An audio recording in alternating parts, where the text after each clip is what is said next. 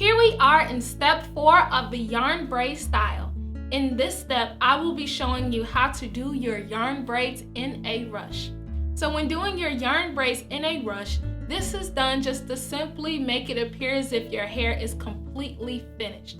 This is extremely handy because life always happens, whether or not you have to go run errands or simply rush off to work.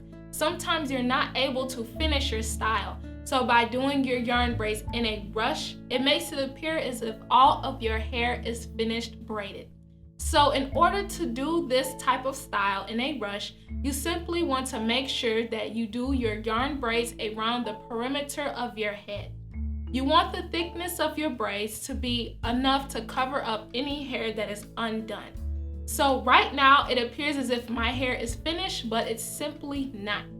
So if I go ahead and take down my hair, you can clearly tell that I have more of my natural hair in the middle of my head that needs to be braided. So every time I do my hair, when I do my yarn braids or my zillion braids or single braids, I want to make sure that I make sure to go completely around the perimeter of my head with enough braids to cover up my hair. So I probably have about 4 to 5 braids around the entire perimeter. And you don't have to braid a lot. I actually have about a palm and a half size of hair in the middle of my head, while I have braids around the edges of my head.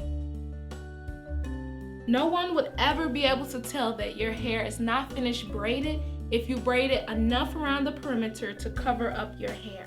So depending on how thick your yarn braids are, you could probably get away with 3 braids going around the edge of your head, or maybe 4 or 5.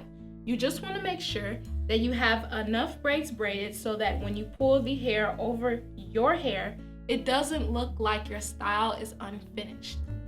So that is how you do your yarn braids in a rush.